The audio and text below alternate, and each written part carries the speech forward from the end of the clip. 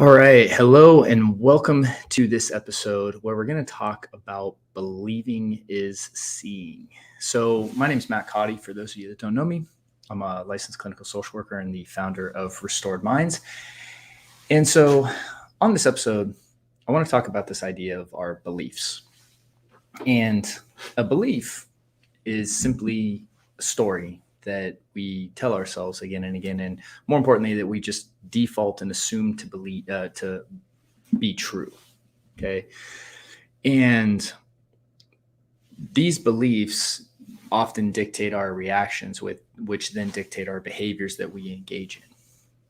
And so, when we're talking about this strictly from a concept of OCD and anxiety, it's important to understand that our beliefs are very important when it comes to our recovery process. And so, and let's go ahead and even just talk about just the huge belief right there. Can you recover? So just imagine if you held the belief like I can't recover, and that's just a story that you kind of held there in the background and you just assumed was true. Like this is chronic. I'm never going to get better.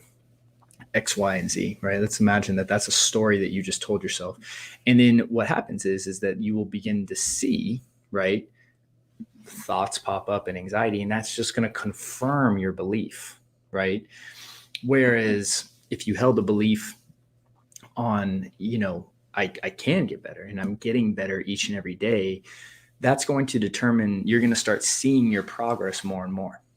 Okay. And you're going to start noticing it more and more and more. And if a thought pops up that you don't like, or an anxiety shows up in your body, you're not going to see that as evidence, that I can never get better. You're going to see it as evidence from that belief structure of I'm getting better each and every day. Now, this is challenging work to do, because one of the hardest things about belief is that we just assume they're true.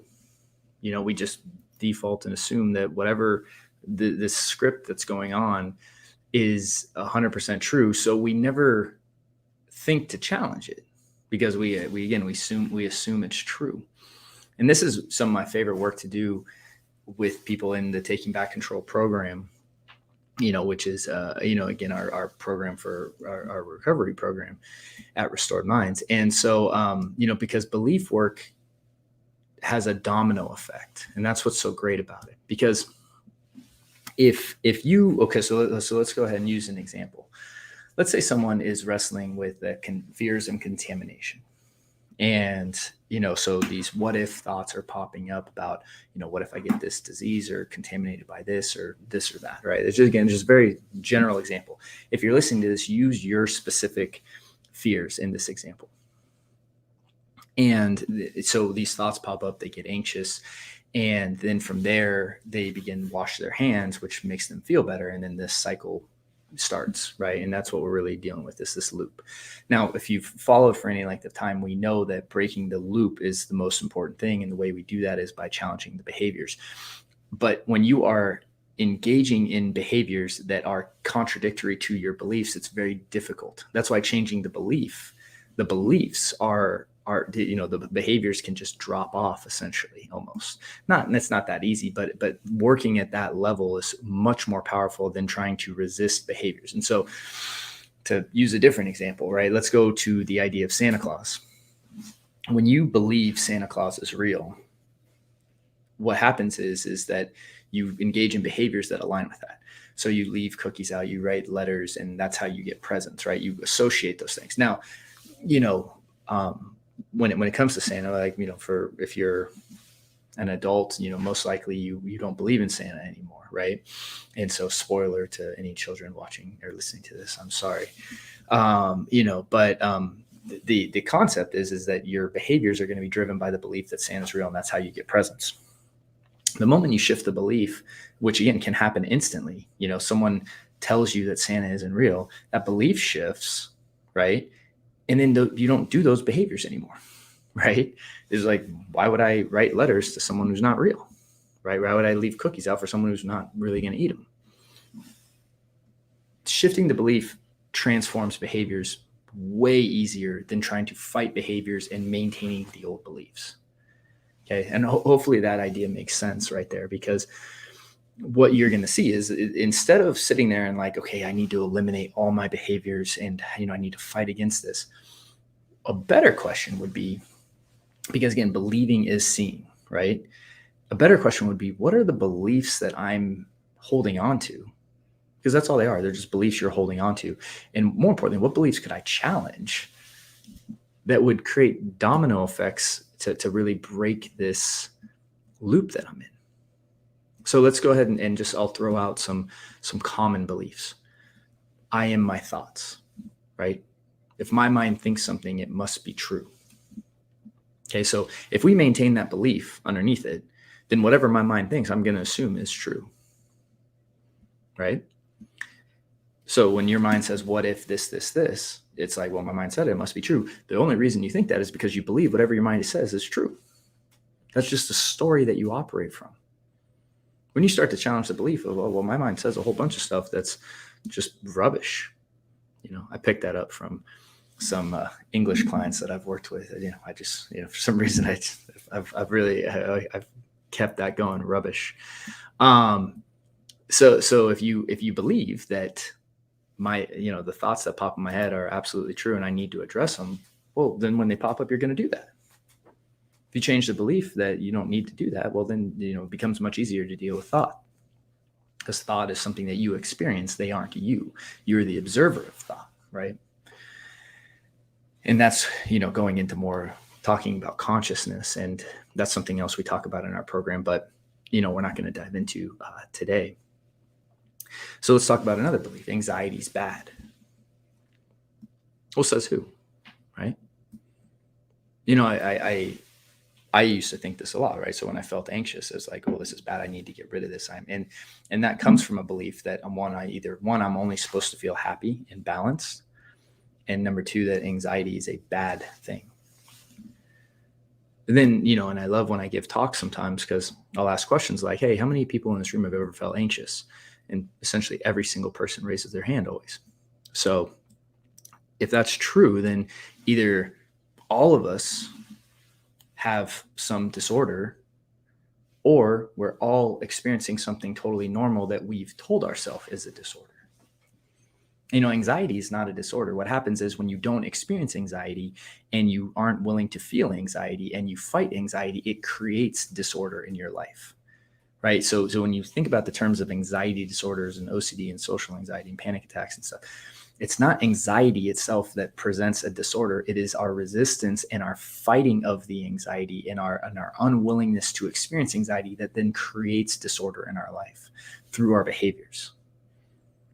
It's so important that we understand that, right? Because, man, just that one idea alone can change everything, because it can change your relationship to anxiety. You might not see anxiety as something you have a relationship with, but you do. If you have a resistance and a condemning view of anxiety, that's a belief. That's all it is.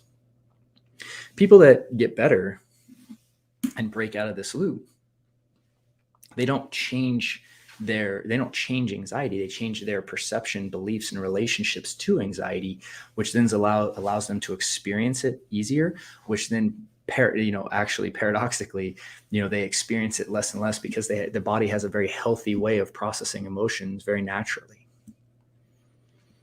Let's look at other beliefs of like, hey, this is a hard journey. I remember I thought that forever. It was just a story I came into OCD and anxiety with. This is impossible. This is so hard. It's so hard, so hard, right?